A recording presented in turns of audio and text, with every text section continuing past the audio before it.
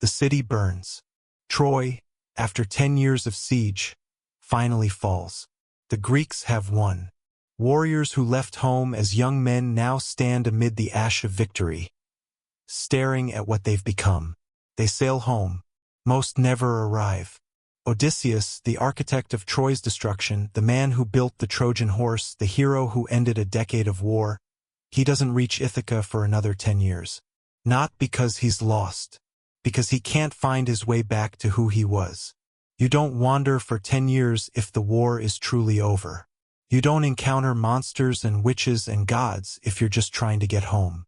The sea isn't the obstacle. The obstacle is what the war did to you. Heroes don't wander for 10 years if they come back whole. The Odyssey isn't an adventure story. It's not about a clever man outwitting mythical creatures. It's about a soldier who survived the war but can't survive the peace. It's about what happens when victory costs you everything you fought for. It's about the men who come home changed, and the people who waited for someone who no longer exists. The Odyssey is not about getting home. It's about surviving what you did to win. Troy has fallen. The gates are broken. The walls are rubble. King Priam is dead. Hector is dead. Achilles is dead. The list of the dead stretches longer than the list of the living. The Greeks have won. So why doesn't it feel like winning? Odysseus stands on the shore, looking at the ships that will carry him home. He's been gone for 10 years. His son Telemachus was an infant when he left, barely old enough to remember his father's face. His wife Penelope has been waiting. His kingdom needs him. Home is a 20-day sail across the Aegean Sea. He should be eager. He should be relieved. Instead, something inside him is broken. The Greeks set sail.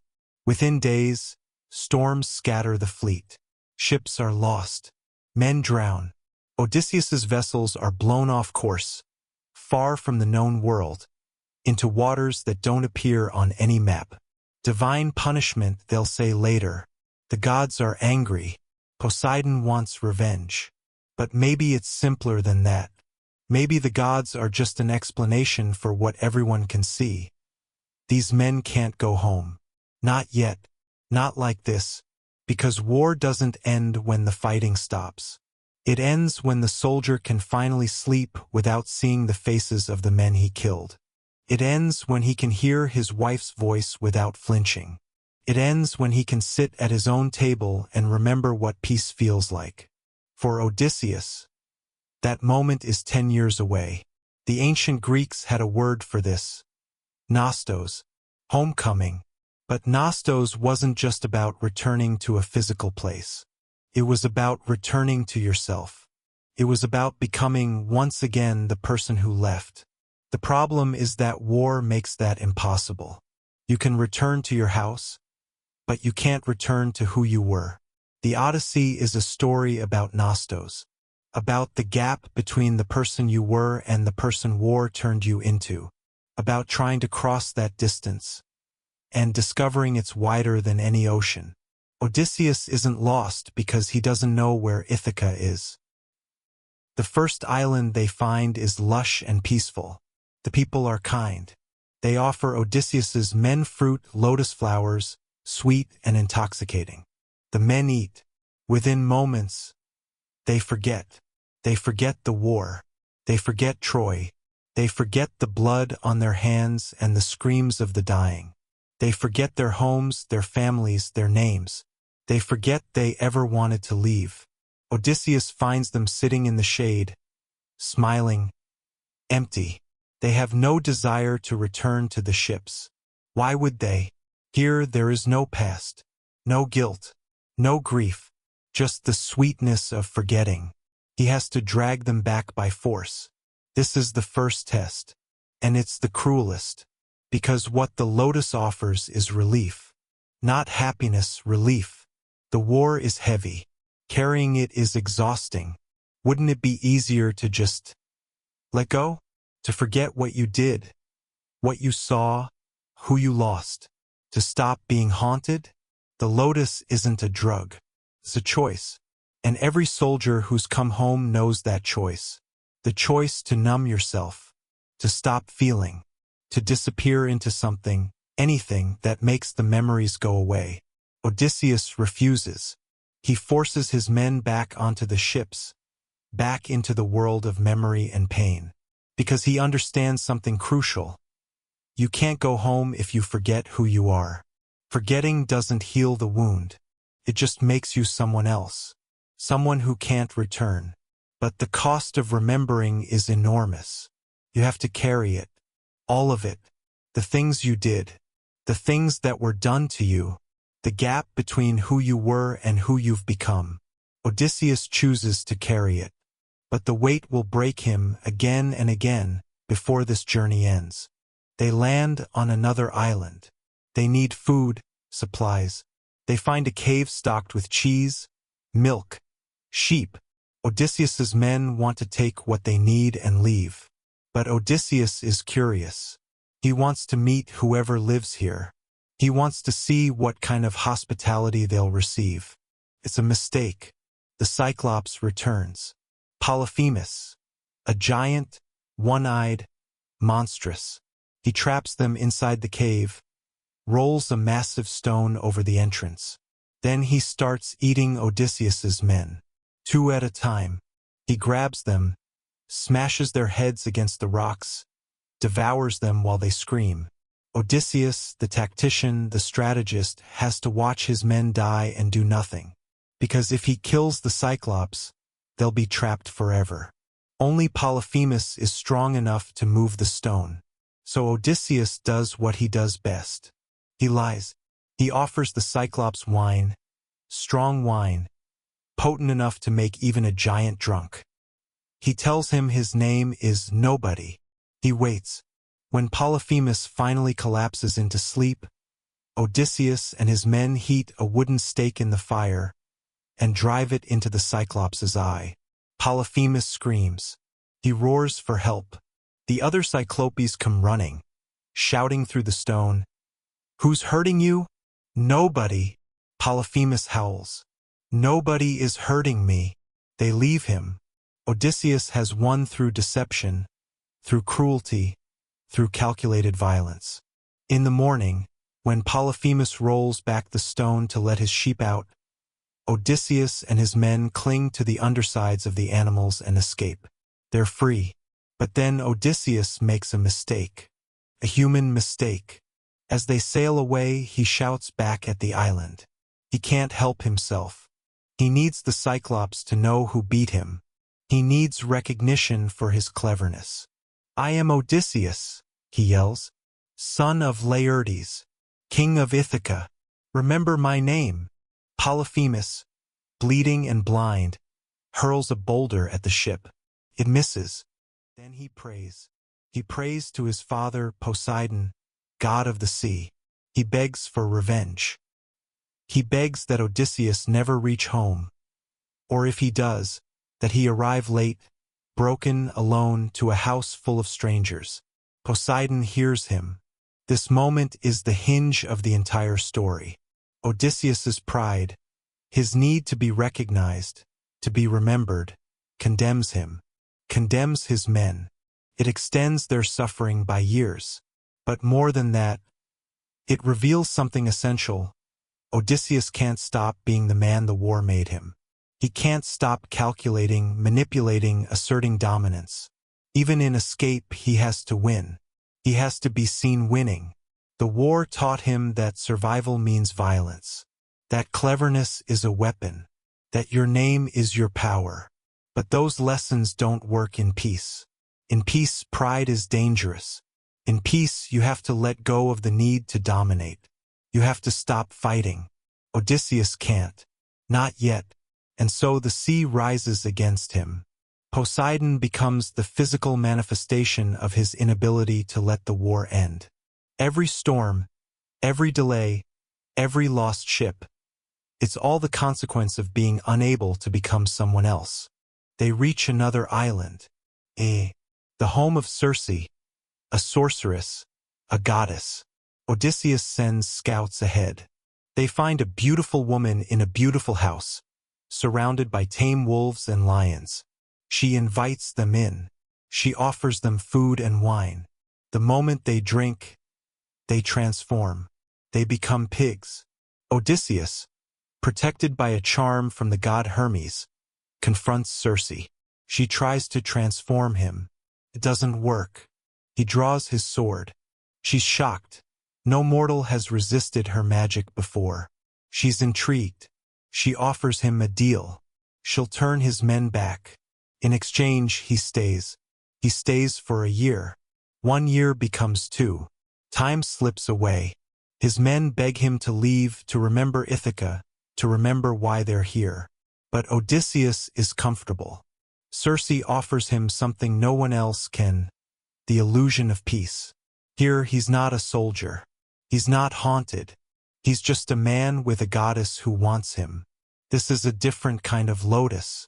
Not forgetting delay. The temptation to stop moving forward. Because forward means confronting what you left behind. Forward means facing your wife, your son, your people, and explaining who you've become. It's easier to stay. But eventually, guilt wins. Odysseus's men remind him, you have a home. You have people waiting. You have responsibilities. This isn't where you belong. Circe lets him go. But she warns him, the path home goes through the underworld. If he wants to reach Ithaca, he has to descend into the land of the dead. You can't go home without confronting what you've lost. Odysseus sails to the edge of the world. He digs a trench and fills it with blood. A sacrifice to summon the dead. They come. Shadows. Ghosts. The men who died at Troy. The men who died on the journey. Everyone he failed to bring home. He sees Elpenor, a young soldier who died on Circe's island, drunk, falling from a roof. He begs Odysseus for a proper burial. Odysseus promises. He sees Achilles, the greatest warrior of the Greek army, the hero who chose glory over a long life. Odysseus expects him to be proud, triumphant. Instead, Achilles is bitter. I would rather be a living slave, Achilles says, than a dead king. Glory meant nothing. Victory meant nothing. War took everything, and death gave nothing back. Then Odysseus sees his mother, Anticlea. She died while he was gone. Not in battle. Not in tragedy. She died of grief, waiting for a son who never came home. Odysseus reaches for her, tries to hold her. His hands pass through her. She's a shadow. She's gone. He never got to say goodbye. He didn't know she was suffering. He wasn't there. The war didn't just take his time. It took his ability to be there for the people he loved. It made him absent. Even when he's trying to return, even when he's fighting to get back. He's still not there. This is the weight of Nostos. You can try to go home, but you can't undo the years you were gone. You can't bring back the dead. You can't erase the absence. The underworld is the moment Odysseus realizes. Even if he reaches Ithaca, something is already lost. He can't return to a mother who isn't there. He can't return to a son who grew up without him. He can't return to a wife who aged alone. He can only return as the man he is now, and hope that's enough. The journey continues. Each trial is harder than the last. They pass the sirens, creatures whose song promises knowledge, truth, everything you've ever wanted to know. Sailors who hear them steer toward the rocks and drown. Odysseus, warned by Circe, orders his men to plug their ears with wax. But he wants to hear. He wants to know. So he has them tie him to the mast. The song is beautiful. It's unbearable. Tells him everything. What happened at Troy, what's happening at home, what will happen next. He screams to be untied. He begs. His men, deaf to the song, row harder. They pass. But the knowledge lingers. Sometimes ignorance is survival. Sometimes knowing too much is the thing that destroys you. Then they reach the strait. On one side, Scylla, a six-headed monster. On the other, Charybdis, a whirlpool that swallows ships whole. There's no safe path. Circe told him, sail close to Scylla. You'll lose 6 men, but you'll survive. If you go near Charybdis, you'll lose everyone. Odysseus makes the choice. He doesn't tell his men. He sails close to Scylla. 6 men are snatched from the deck, screaming, devoured. He hears their voices, calling his name, begging him to save them. He doesn't look back. This is leadership in war. This is survival. You sacrifice the few to save the many. You make the choice no one else wants to make. You carry the guilt so others don't have to. But the guilt doesn't go away. It accumulates. Every decision, every loss, every man you couldn't save. Odysseus is still leading, still calculating, still choosing who lives and who dies. He's still at war. Even here, even now. The final island, Ogygia, the home of Calypso, a nymph, a goddess. She finds Odysseus shipwrecked, broken, the last survivor of his crew. She takes him in. She offers him immortality. Stay with me, she says. Forget Ithaca. Forget mortality. Forget aging and death and loss. Be a god. He stays for 7 years. Not because he wants to, because he has no choice. Calypso won't let him leave. She loves him in her way, but her love is a cage. Every day, Odysseus sits on the beach and stares at the horizon. He weeps, not because he's trapped, because he's forgotten what home looks like. 7 years is a long time. Telemachus is a man now. Penelope has been waiting for 17 years. What if she's given up? What if she's moved on? What if there's nothing left to return to? What if he's been gone so long that home doesn't exist anymore? Calypso offers him eternity. No more pain, no more aging, no more death. Just endless comfort, endless peace. Why suffer? Why return to a world of mortality and grief? Because immortality isn't peace. It's stagnation. It's the absence of change, of growth, of meaning. Mortality is what makes life matter. The fact that it ends is what makes it worth living. Odysseus refuses immortality. He chooses to go home even if home is gone. Even if he's forgotten. Even if he's changed too much to fit back into the life he left. He chooses to be human. Finally, Hermes arrives with a message from Zeus. Let him go. Calypso, bitter, obeys. She gives Odysseus wood to build a raft. He sails. Poseidon sees him. One last storm. The raft is destroyed. Odysseus washes ashore on Scheria, the land of the Phaeacians, barely alive. But he's free. The Phaeacians take pity on him. They give him a ship, supplies, safe passage. After 20 years, Odysseus finally reaches Ithaca. He arrives in secret, disguised as a beggar. Athena warns him, your house is full of suitors. Men who want to marry Penelope, who want to take your throne. They've consumed your wealth, abused your hospitality, and they're waiting for Penelope to choose. She hasn't chosen. She's been waiting. But 20 years is a long time to wait for a ghost. Odysseus walks through his own kingdom as a stranger. No one recognizes him. His old dog Argos sees him, wags his tail once and dies. The only creature who remembered him is gone. He enters his hall. The suitors mock him. They throw food at him. They laugh at the beggar who dares to sit in their presence. Odysseus says nothing. He watches. He calculates. Penelope, still clever, still waiting, announces a contest. Whoever can string Odysseus's bow and shoot an arrow through 12 axe heads will become her husband. Every suitor tries. None succeed. The beggar asks to try. The suitors laugh. But Penelope allows it. Odysseus lifts the bow. He strings it effortlessly. He draws. He fires. The arrow passes through all 12 axes. Then he turns the bow on the suitors. What follows is a massacre. Odysseus, his son Telemachus, and 2 loyal servants slaughter every suitor in the hall. Blood soaks the floor. Bodies pile at the door. This is not justice.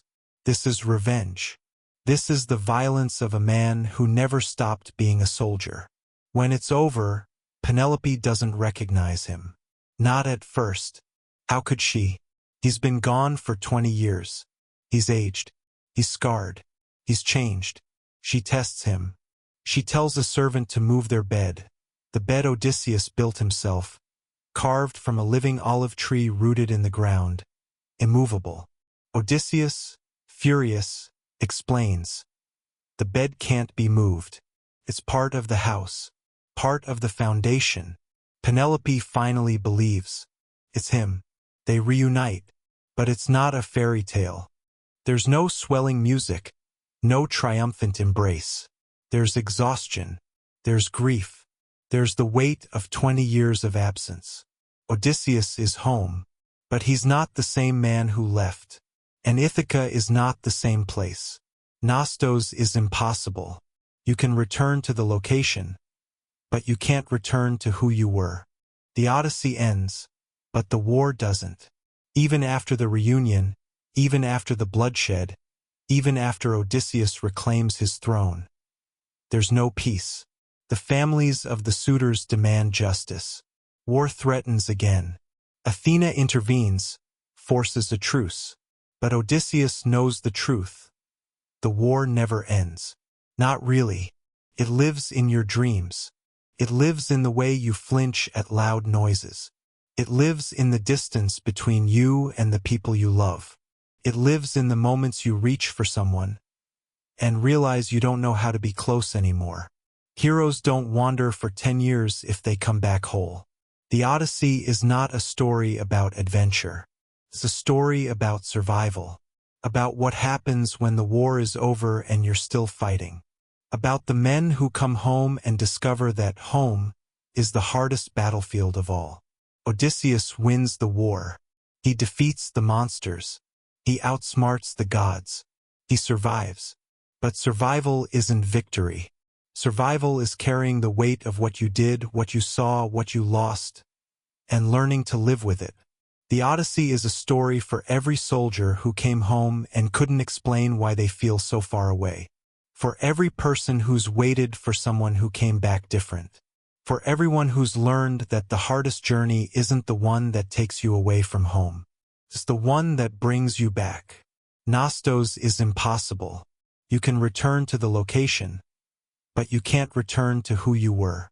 It's moved you. Hit like. Subscribe for more. Next we're exploring Achilles and the cost of glory, then Medea and betrayal. These aren't just old stories. They're maps for surviving what it means to be human. The hardest journey isn't the one that takes you away from home. It's the one that brings you back. If this moved you, hit like. Subscribe for more. Next we're exploring Achilles and the cost of glory, then Medea and betrayal. These aren't just old stories. They're maps for surviving what it means to be human. The hardest journey isn't the one that takes you away from home. It's the one that brings you back.